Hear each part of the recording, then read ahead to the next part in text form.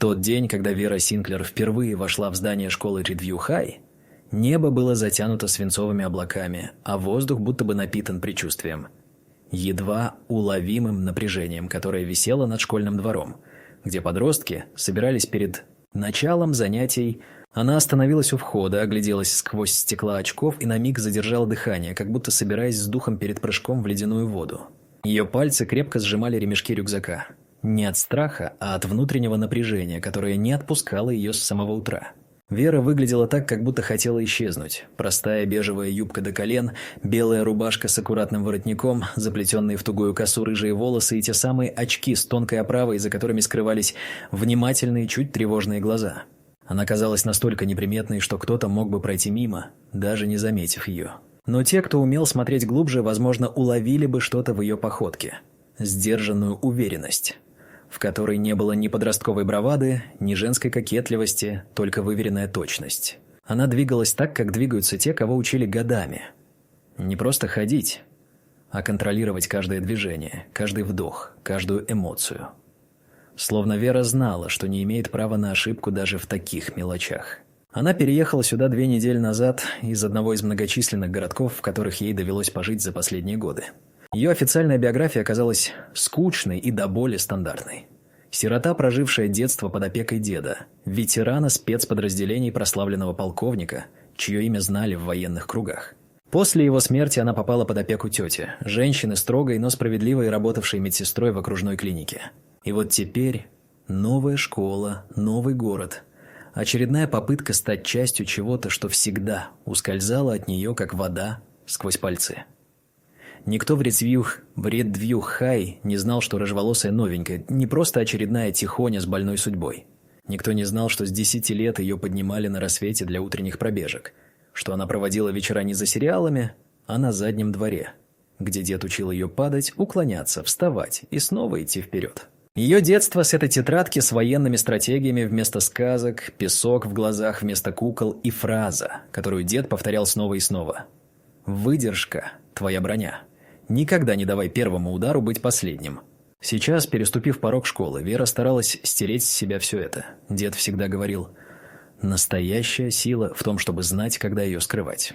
Она согласилась с ним тогда, много лет назад, когда впервые поняла, что ее путь не будет похож на путь других. И все же с каждым шагом по этому коридору, мимо чужих лиц, смеха, взглядов, с каждым шагом под старым потолком этой типичной американской школы, что-то внутри нее сжималось. Она знала, что не сможет притворяться вечно. Просто пока нужно подождать. Не выделяться. Не показывать, что умеешь быть опасной. Быть тенью. А вдруг это сработает? На первом уроке никто не обращал на нее внимания. Учительница, чересчур бодрая для 8 утра, представила Веру как новенькую, упомянула ее. Приезд из штата Колорадо. Хотя на самом деле это был Монтана. Никто не обратил на это внимания. Кто-то лениво оглянулся. Кто-то кивнул. Только один парень в 3-м ряду. Худощавый, с темными глазами, смотрел чуть дольше, чем следовало. Она опустила взгляд, машинально проверяя, не порвалась ли лямка на рюкзаке. Обед стал первым настоящим испытанием. Кафетерий был заполнен запахом картофеля, гамбургеров и нескрываемой иерархии. Вера нашла угол подальше от толпы, положила поднос на стол, села и едва прикоснулась к еде. За ее спиной громко смеялись. Кто-то толкнул кого-то, кто-то закричал. Все как всегда. Но вдруг тишина. Странная, растущая, словно тень. Она почувствовала, как в спину впиваются взгляды. И потом голос. Громкий, наглый. «Ну что, новенькая, удобно тебе в углу?» Она не обернулась. Но голос прозвучал снова ближе. «Или тебе юбку прислали вместо карты, чтоб ты знала, где твое место?» Хихиканье, смех, тяжелые шаги. И затем резкий толчок. Это случилось так быстро, что Вера не сразу поняла. Ее юбка оказалась у ног. Хлопок ткани. Тишина. Лица, камеры. Смех нервный. Уже не веселый, а такой, который возникает, когда люди не знают, как иначе реагировать. А она стояла в белом белье и держалась прямо, будто на ней все еще было платье. Она не прикрылась, не вскрикнула. Только посмотрела на того, кто стоял рядом, и встретила его глаза. Там торжество, власть, Уверенность, что он победил. Он капитан баскетбольной команды, король шумной стаи по имени Мейсон Браун. И она тогда сказала: «Тихо, без угрозы, без ярости». Просто сказала: «Каждый смеется по-разному. Некоторые перед тем, как их жизнь меняется навсегда». Он растерялся. Толпа не поняла. Кто-то посмеялся еще раз. Кто-то сказал: «Чё она несет?»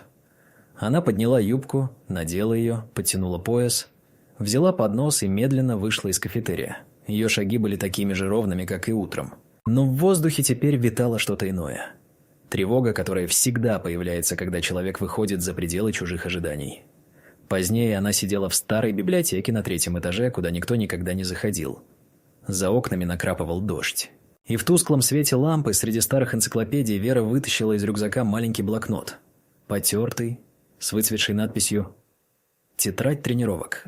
ВС открыла на середине. Прочитала строчку, записанную рукой деда. «Самое трудное – не дать другим решить, кто ты есть. Самое важное – знать это самой». Она медленно закрыла блокнот, глубоко вдохнула и впервые за долгое время позволила себе улыбнуться. Тихо, почти невидимо. Но в этой улыбке было все – решимость, стержень и легкое предвкушение, потому что она знала. Еще немного, совсем немного. И тогда никто уже не посмеет называть ее новенькой.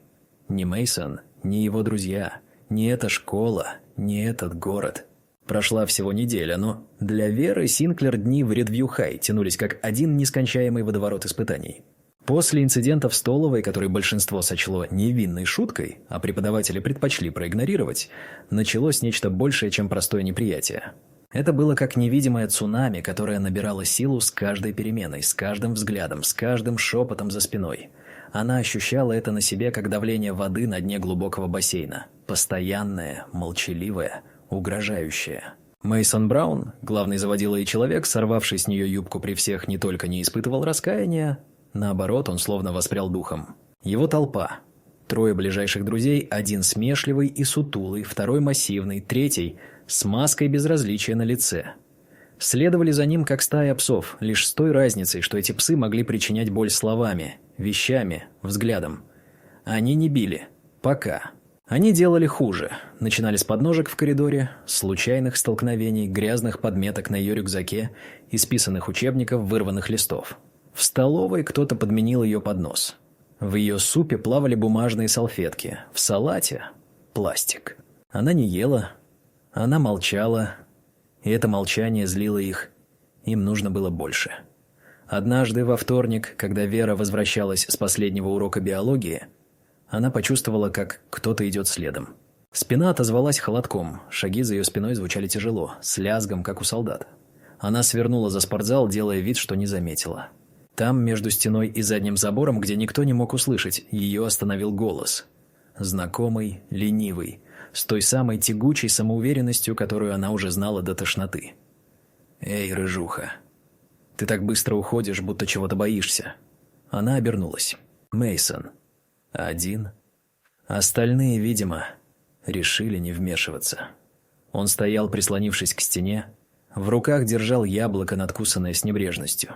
От него пахло дорогим одеколоном и какой-то фальшивой бравадой. «Что тебе нужно?» «Просто поговорить».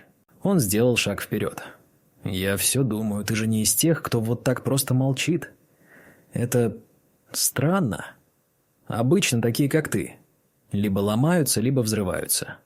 А ты ни то, ни другое. Тебе что, все равно?»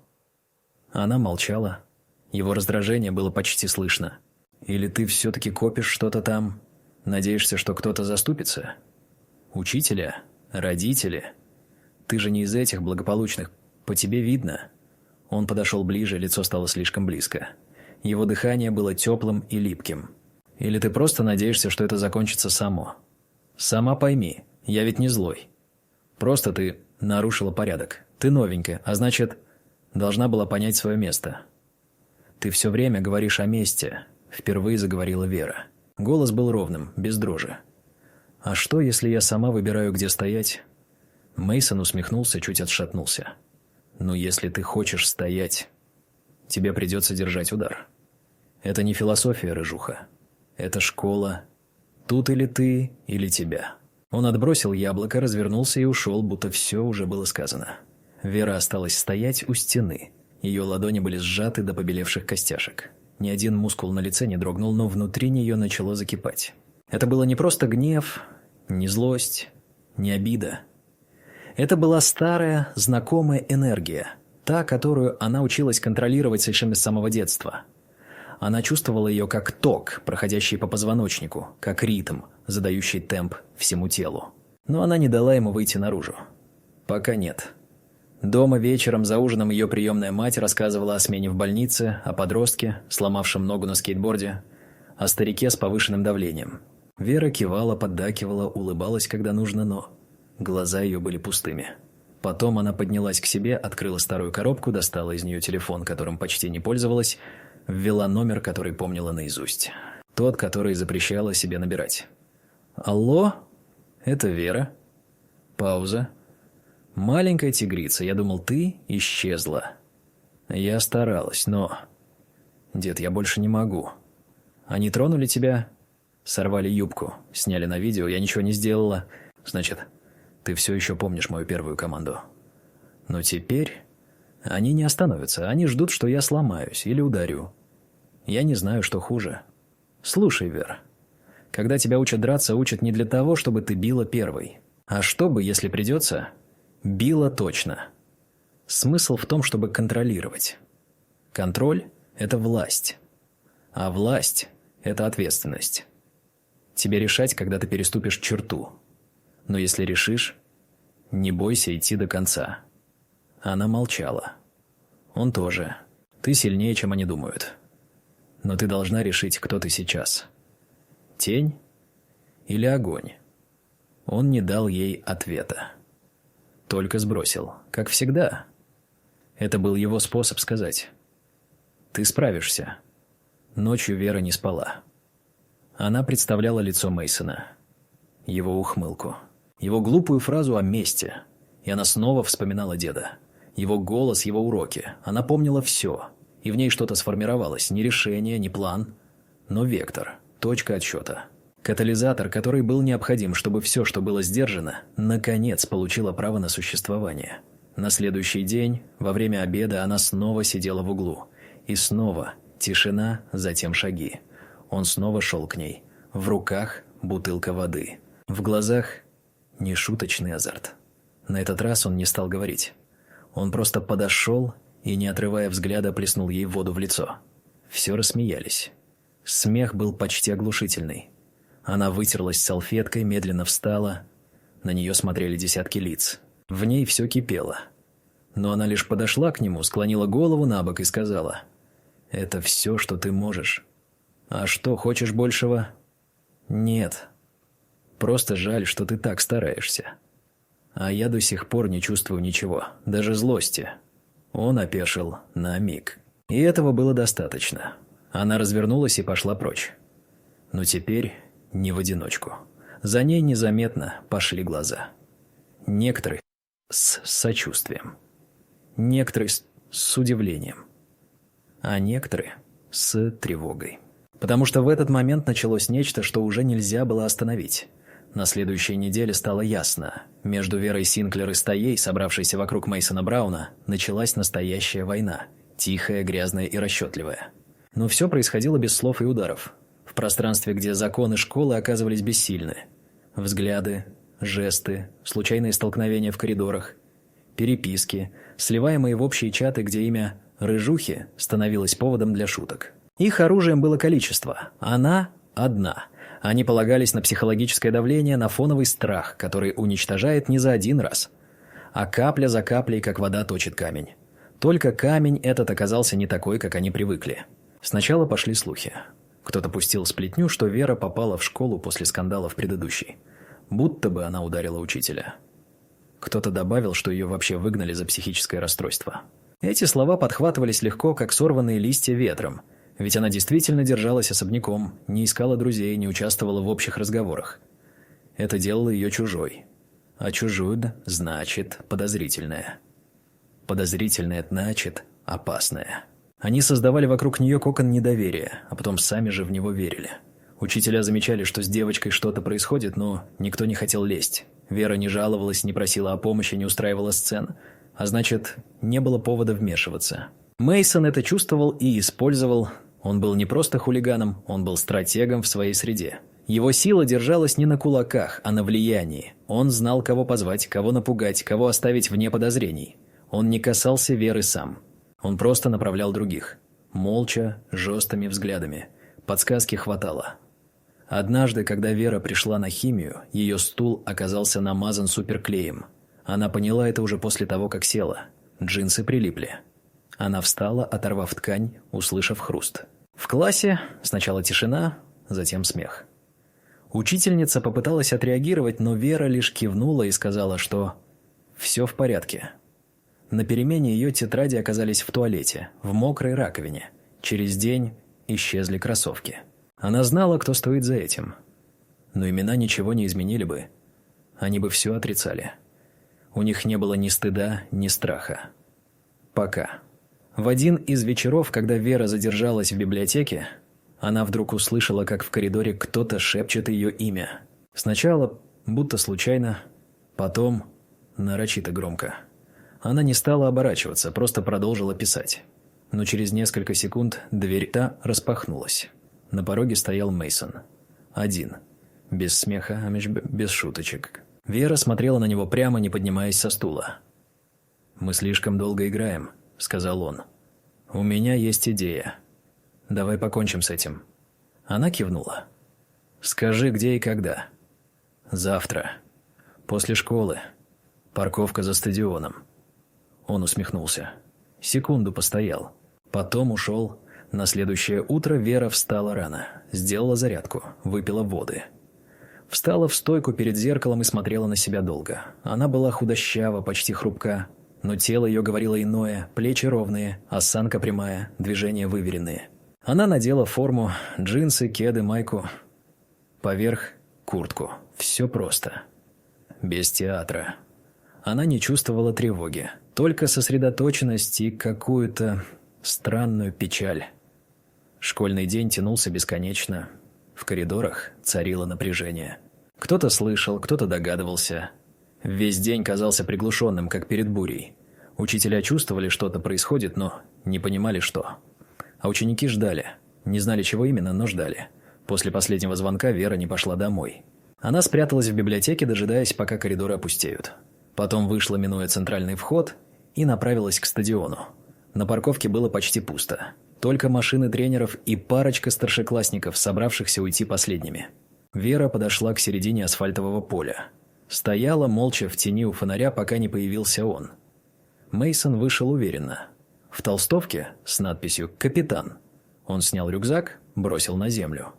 Подошел ближе. «Без свидетелей?» – спросил. «Так ты хотел», – ответила она. Он кивнул. «Скажи честно, ты хоть раз в жизни дралась?» «Да». «Побеждала?» «Да». Он усмехнулся, поставил ноги шире, поднял кулаки. «Без правил?» «Без». Первым двинулся он. Его удар был размашист, груб. Она уклонилась, не ударив в ответ. Второй – быстрее. В челюсть. Он промахнулся. Она сделала шаг вбок. Третий – в живот. И тогда она блокировала, перехватила руку и резко развернула его корпус. Он оступился, потерял равновесие, и в этот момент получила шанс. Она не ударила. Она просто посмотрела ему в глаза. И тогда он ударил снова. Прямо в грудь. Сильно. Она отлетела назад, но осталась на ногах. И тогда впервые пошла вперед. Один удар в бок. Второй в плечо. Третий, точный, в солнечное сплетение. Он согнулся, задохнулся, не рухнул, но пошатнулся, понял, что проигрывает, попытался схватить ее, но она ушла в сторону и нанесла еще один в колено. Он упал на дно. Дышал тяжело. «Хочешь продолжать?» Он молчал. «Я не хочу тебя унижать, Мейсон. Я просто хочу, чтобы ты понял, ты ошибся. Кто ты такая? Та, кто устала быть твоей жертвой». Он попытался встать. Она подала руку. Он не взял. «Скажешь остальным?» «Нет. Это между нами». «Почему?» «Потому что даже тебе я не желаю быть тем, кем ты был до этого момента». Он смотрел на нее долго, потом встал сам, ушел. Медленно, но без попытки огрызнуться. Она осталась на парковке одна, слушала, как гудит фонарь над головой, сердце билось ровно. Руки больше не дрожали. В тот вечер Вера поняла. Борьба началась, и теперь она не отступит. На следующее утро казалось, что школа Редвью Хай проснулась с легким похмельем. Будто бы что-то произошло. Но никто не мог сказать точно, что именно. Мейсон Браун пришел в школу молча, с ледяным лицом и едва заметной хромотой, и, что было особенно непривычно, не стал собирать вокруг себя свою свиту, не стал бросать реплики или взглядом зачищать пространство под себя, как он делал каждый день, до этого. Его тень как будто стала короче, а глаза тяжелее, как у человека, который впервые в жизни понял, что не является вершиной пищевой цепи. Вера вошла в школу как обычно. Тихо, скромно, сдержанно, без вызова и пафоса. И в этом было нечто пугающее для тех, кто уже знал или догадывался. Некоторые ученики смотрели на нее с новым выражением. Не с насмешкой, не с жалостью, а с какой-то странной осторожностью, будто она была не просто девушкой, а чем-то большим, неизвестным, потенциально опасным, тем, с чем лучше не играть. Она же держалась все так же просто. Шла от класса к классу, отвечала на вопросы учителей, выполняла задания, сидела за последним столом, смотрела в окно на деревья, за которыми скрывалась уже не осень, а нечто более важное – изменение внутренний, перелом которого никто не заметил бы, если не смотреть внимательно. В классе истории, когда учитель говорил о спартанцах, которые сдерживали армию Ксеркса, кто-то тихо прошептал «типа как Вера вчера». И хотя никто не рассмеялся, фраза запомнилась. После урока девочка по имени Софи, та самая, что обычно сидела с популярной группой, но никогда ничего не говорила, подошла к Вере у шкафчика и вдруг выдавила из себя. Ты была права. Он давно переступил черту. Мы просто молчали. Спасибо, что нет». Вера кивнула, не говоря ни слова, и пошла дальше, но внутри нее что-то дрогнуло. Это было не признание и не похвала. Это был первый шаг в сторону того, что она не просто выстояла. Она начала менять среду. Однако перемены не всегда происходят ровно. Бывают дни, когда кажется, что все вот-вот наладится, но потом что-то выворачивает тебя наизнанку, чтобы проверить, действительно ли ты готов идти дальше. Такой день настал на школьной ярмарке. Это было субботнее мероприятие. Игры, сцена, еда, костюмы, родители, громкая музыка и ощущение, что на мгновение школа становится не тюрьмой для подростков, а местом, где можно дышать свободно. Вера согласилась пойти не для того, чтобы веселиться. Ей просто хотелось увидеть, какова школа, когда она не воюет с тобой. Она пришла в той же юбке, которую с нее сорвали 3 недели назад. Она починила ее вручную, тихо, аккуратно, и это было ее способом сказать «я не боюсь». Она бродила между палатками, купила пирог, смотрела, как дети бросают кольца, как старшеклассники продают кексы, как матери фотографируют своих сыновей. Все казалось почти нормальным, пока не наступил вечер, и ведущий объявил конкурс. Сцена импровизаций. Добровольцы вперед. Любая шутка, любое мини-представление. Шум, хлопки, кто-то кричит имена, кто-то выходит. Потом кто-то выкрикивает «Веру давай!» И сразу несколько голосов подхватывают. Она не двигается. Но вдруг ее почти подталкивают к сцене. Кто-то ведет за руку, невинно, весело. Она выходит. На сцене ее уже ждет кто-то. Мейсон. Он в костюме, натянутой рубашке, с микрофоном. Зал замер. Он улыбается, смотрит в зал и произносит: «У нас сегодня особое гостье, символ смелости, самообладания и нижнего белья».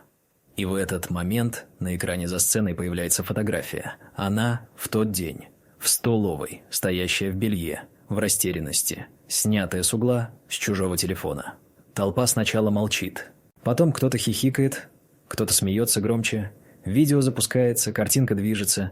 Тот самый момент. Смех нарастает. Кто-то снимает, чтобы переслать. Но она не уходит, не прячется. Она берет микрофон, смотрит в зал, и в зале становится тихо. Она говорит: «Спасибо, Мейсон, что напомнил всем, как это начиналось. Правда. Спасибо. Это полезно. Иногда мы так боимся выглядеть слабыми, что забываем, как много силы в том, чтобы не сломаться. Вы все смеялись. Я видела. Я слышала. И знаете, что я подумала? Что, может, мне стоит быть такой, какой вы меня хотели видеть, сломанной, озлобленной, молчащей. Но я передумала. Я буду говорить. Прямо сейчас. Прямо здесь. Зал замер. В ее голосе не было ни дрожи, ни злости, только холодная решимость. Вы видите эту фотографию? Да, это было унижение. Но это было началом того, что я перестала бояться. Потому что если тебя уже раздели, то терять больше нечего. И вот тогда ты начинаешь видеть все по-настоящему. Видеть, кто рядом. Кто молчит. Кто толкает. Кто снимает, кто смеется, и кто потом не смеется, потому что им становится стыдно. Мейсон попытался отобрать микрофон, но Вера отступила. Он не пошел за ней. Она вышла со сцены. В тишине. За ней не хлопали. Но и не смеялись, потому что было не до смеха. Ее слова остались висеть в воздухе. Тяжелые, как правда. После ярмарки в школе наступила пауза. Напряженная, будто в воздухе накапливался гром. Учителя начали задавать вопросы. Психолог вызвал Веру на беседу. Она не сказала ничего нового, только одно. «Я хочу, чтобы меня перестали бояться и перестали ломать». Он кивнул, потом сказал: «Вы не похожи на тех, кого можно сломать». Она впервые улыбнулась, но в этой улыбке была усталость. Прошло 3 дня, и вдруг тишина. Никто не трогал ее рюкзак. Не рвал тетради. Не пытался столкнуть в коридоре. Мейсон не появлялся на уроках. Его друзья перестали собираться стаей. И это была самая тревожная тишина. Потому что такие затишья не бывают вечными. Она знала. Перед штормом всегда так. Все затихает, а потом удар. И он настал. Утром пятницы ее вызвали к директору. За столом сидели мать одного из одноклассников, психолог, сам директор и Мейсон. Он сказал, что чувствует угрозу, что Вера давит морально, что она якобы нападала на него. Они говорили спокойно. Использовали слова вроде «небезопасная», «агрессивная», «психологическая травма». Вера молчала. Потом произнесла: «Вы знаете, что он сделал со мной в тот день?» «У нас нет подтверждений», — сказал директор. «У вас есть видео. Вы все его видели. Это было несчастной шуткой. Тогда я вас поздравляю. Шутка превратила школу в поле боя, и если вы думаете, что я собираюсь извиняться за то, что не дала себя уничтожить, вы ошибаетесь». После этих слов она встала и ушла, не дожидаясь разрешения. В этот день она поняла, теперь игра идет на другом уровне. Теперь не между ней и Мейсоном, а между ней и системой. Но она не отступит, потому что прошла уже слишком далеко. После встречи у директора все изменилось, и это изменение было незаметным для тех, кто смотрел поверхностно, но абсолютно очевидным для того, кто понимал правила настоящей войны. Если до этого момента все, что происходило, можно было назвать школьным противостоянием, пусть и ожесточенным, теперь это стало чем-то иным. Попыткой уничтожить Веру Синклер не физически, а институционально, вырвать ее из среды, очернить, исказить саму идею того, что она могла быть правой. Мейсон Браун больше не появлялся открыто. Его действия теперь были делом других рук. Его мать, член попечительского совета, подала официальную жалобу на поведение Веры, обвинив ее в агрессивной и травмирующей манере общения. Документ был написан грамотно, с юридическими формулировками, ссылками на эмоциональное давление и даже намеками на потенциальное нарушение прав ребенка.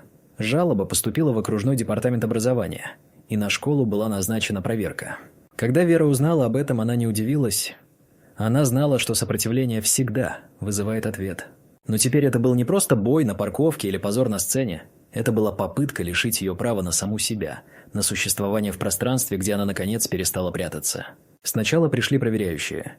Чиновники в строгих костюмах с папками и блокнотами. Они опрашивали учителей, учеников, родителей, собирали информацию.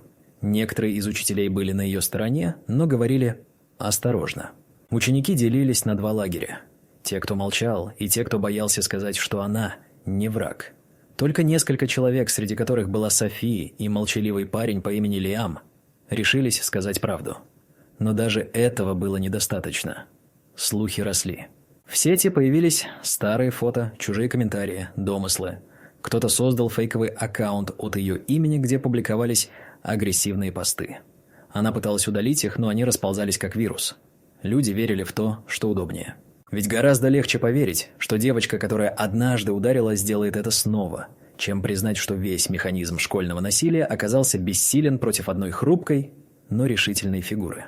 Но самый страшный удар пришел не из школы. Он пришел с улицы. Группа старшеклассников из соседней школы Иствуд, жестокая, наглая, хорошо организованная, давно промышляла унижением и давлением на девочек из Редвью Хай. Они не били, не нападали в лоб, просто ждали у автобусной остановки, отпускали мерзкие шуточки, шептали пошлости, подрезали дорогу. Случайно касались рук, лиц, волос. Девочки боялись говорить. Учителя разводили руками. Родители не знали. Вера узнала об этом случайно. Однажды после уроков она увидела, как 3 таких парней окружили Софи и 2 ее подруг. Они не касались их. Но каждый их взгляд, каждое слово было откровенной угрозой. Вера вмешалась. Сказала тихо, вежливо, но так, что 3 парней вдруг замолчали и ушли. На следующий день она встретилась с Софи и спросила: «Это происходит часто?» Софи кивнула. «Каждую неделю. У остановки. Они говорят, что если кто-то пикнет, выложит видео». Вера не спросила, какое видео. Она все поняла. Она знала. Это уже не ее битва. Это больше. Она стала нужна другим. И потому выхода не было. В тот вечер она пошла к директору сама, попросила слова, рассказала все. Про Иствуд, про угрозы, про страх. Директор, человек пожилой, опытный, выслушал молча. Потом сказал: «Вы понимаете, что я должен действовать через официальные каналы?» «Понимаю. Но вы также понимаете, что за это время может случиться что угодно». Она не ответила. Просто смотрела ему в глаза. И он понял. Он вздохнул, потом сказал: «Вы не похожи на человека, который делает что-то необдуманно». «Я никогда не бью первой», — сказала она. Он кивнул. И это был знак. Через 2 дня в пятницу Вера вышла из школы последней. Стояла у автобусной остановки. Ветер поднимал юбку. Листья кружились под ногами. Подошли Софи и 2 ее подруги. Потом они. 5. Из Иствуда. Один из них с татуировкой на шее подошел ближе всех. Ухмыльнулся. «Что новенькое? Решила сама подойти?» Я пришла сказать «хватит». «А если нет, будет по-другому». Он усмехнулся. Попробовал схватить ее за плечо. Это была его ошибка. Через секунду он лежал на земле, задыхаясь, с ударом в солнечное сплетение. 2 кинулся. Получил в колено. 3 вытащил телефон. Вера выбила его и нанесла точный удар в челюсть. Все длилось меньше минуты. Остальные убежали. На следующий день город гудел. Школьники обсуждали. Родители спорили. СМИ подхватили. Появилась первая статья. Новенькая из Редвью Хай остановила насилие. Потом 2. Каратель или герой? И все снова покатилось вниз. Отец одного из побитых, известный юрист, подал в суд. На школу, на Веру, на систему. Их обвиняли в провокации. Вера стала объектом не восхищения, а охоты.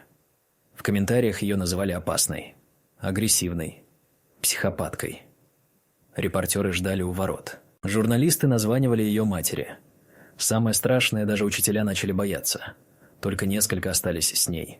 И тогда она поняла. Теперь она совсем одна. Но она не отступит. Ее вызвали в суд. Под присягой она рассказала, что произошло. Свидетели подтвердили. Видео показало. Она действовала точно, сдержанно, ни одного удара больше, чем было нужно. Суд признал ее действия самообороной. Но дело не закончилось. Началось 2. Иск от родителей Мейсона. Они обвиняли Веру в моральной провокации, в подстрекательстве, в угрозах. И снова. Допросы, статьи, камеры, документы. Она не дрогнула. Говорила тихо, но уверенно. Не оправдывалась. Не просила, только одно повторяла. «Я не позволю себя сломать». Когда решение суда было оглашено, зал аплодировал стоя. Ее признали невиновной. Судья сказал: «Эта девочка показала, что такое достоинство. И если в нашей стране это преступление, тогда нам нужен другой закон». На выходе из суда ее ждали ученики. Девочки, парни, учителя, даже бывшие обидчики. Софи подошла, обняла. «Ты сделала это». Вера посмотрела на небо, темное, холодное, потом на лица вокруг, и сказала: «Это только начало».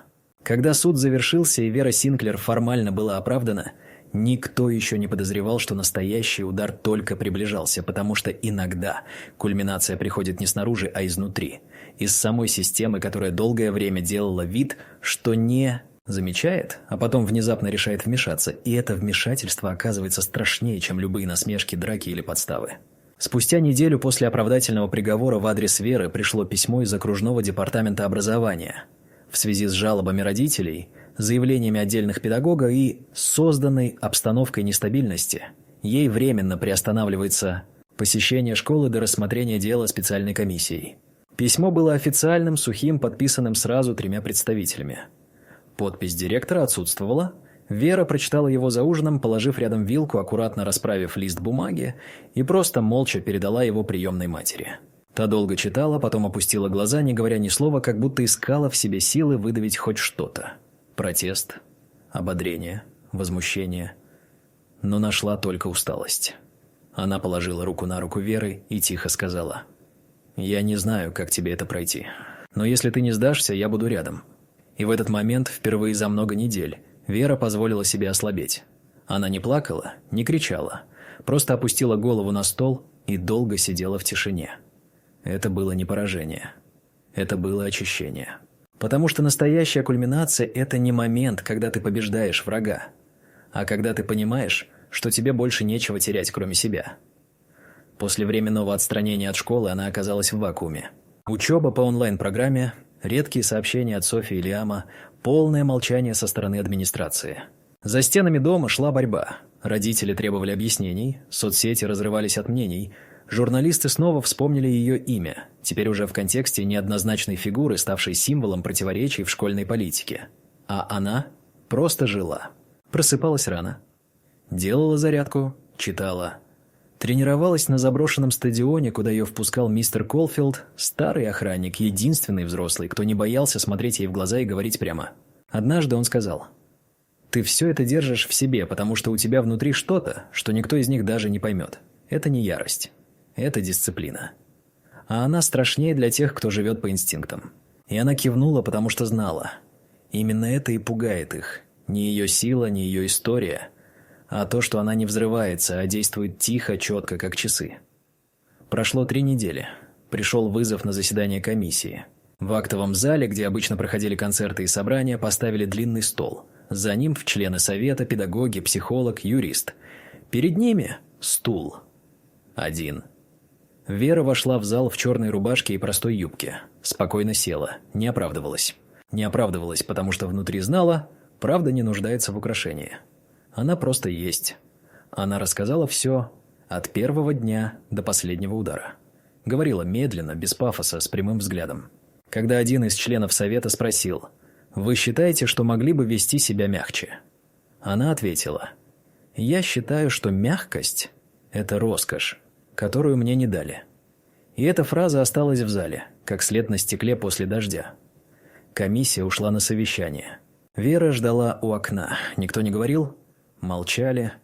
Только мистер Колфилд, стоявший у двери, тихо сказал: «Я был на войне и знаю, как выглядит человек, который не предал себя. Ты – одна из немногих». Через 2 часа решение было вынесено. Вера восстановлена в школе. Без санкций, без записей. Более того, ей предложено вести факультатив для учеников младших классов. Основы личной стойкости и этики конфликта. Это был абсурд и торжество одновременно. Как если бы ту, кого вчера судили, сегодня попросили стать наставником. А она не ответила сразу. Сказала, что подумает. Директор проводил ее до выхода. Впервые с того самого дня они смотрели друг на друга без преград. Он сказал: «Ты сделала то, чего не смогла система. Ты дал им выбор». Она спросила: «А вы?» Он ответил: «Я выбрал быть на твоей стороне». Хоть и не сразу. В понедельник она вернулась в школу. Ни оваций, ни плакатов, только тишина. Люди расступались, но уже не с презрением, а с уважением. Уроки шли как обычно. После физкультуры Софи подошла и сказала: «Я хочу записаться на твой курс, если ты его примешь». Вера кивнула. После школы она поднялась на чердак, где раньше никто не бывал. Открыла окно. Дождь начинался. И сквозь гул улицы она впервые за долгое время услышала тишину внутри себя. Это была не слабость и не конец. Это была точка, где страх перестал определять ее действия. И это значило: кульминация завершена. Начиналось что-то новое. Весна пришла незаметно, как приходит облегчение после долгой болезни. Не фанфарами и не фейерверками, а легким теплом в воздухе, чуть менее тяжелым небом, свежестью в окнах, которые теперь не дрожали от зимних ветров. И в этой смене погоды было что-то символичное, потому что именно тогда Вера Синклер окончательно поняла: война закончилась. И победа ее была не в том, что она осталась, не в том, что ее оправдали, и не в том, что теперь ее уважали. Настоящая победа заключалась в том, что она не изменила себя, не стала тем, кем от нее требовали стать, чтобы выжить, и этим она изменила всех вокруг, хотя сама никогда не ставила перед собой такой цели. В школе все встало на новые рельсы, факультатив, который она начала вести, сначала вызвал недоумение, потом осторожный интерес, а затем уважение, потому что Вера не говорила лозунгами, не морализировала и не читала лекции о добре и зле. Она задавала вопросы, те, на которые нельзя было ответить сразу, те, которые заставляли задуматься, и именно поэтому каждое занятие собирало все больше учеников, в том числе тех, кто раньше предпочитал смеяться за спиной. Один из таких, Джейк, бывший друг Мейсона, однажды остался после урока и сказал: «Я думал, ты просто дерешься. А ты выдерживаешь. Это другое». Вера не ответила, только положила руку на стол и кивнула. Для нее все уже давно было сказано не словами, а делами. Мейсон ушел из школы официально по семейным обстоятельствам, неофициально потому, что больше не мог быть здесь. Его влияние исчезло так же быстро, как исчезает дым после костра. Яркий, опасный, но бесплотный. Некоторые говорили, что он начал пить, другие, что уехал к отцу. Вера не интересовалась, ее путь больше не пересекался с его. Однажды она увидела его в городе. Он шел мимо, опустив голову, не глядя в глаза. Она не окликнула, не остановилась, не напомнила, потому что ни месть, ни снисхождение не были частью ее кода. Он сделал свой выбор, и она сделала свой. В конце года Вера получила письмо. В нем была стипендия, не просто академическая, а от фонда ветеранов, где ее дед когда-то служил. Кто-то рассказал им ее историю, кто-то посчитал ее достойной.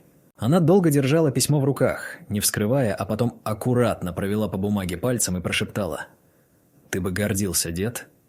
На выпускном ее не называли лучшей ученицей года, не вешали портрет в холле.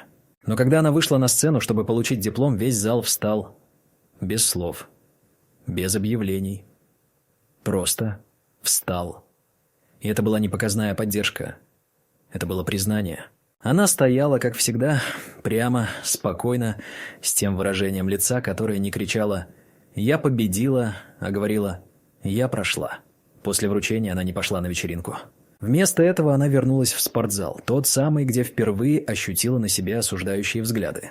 Села на скамейку, достала из рюкзака блокнот.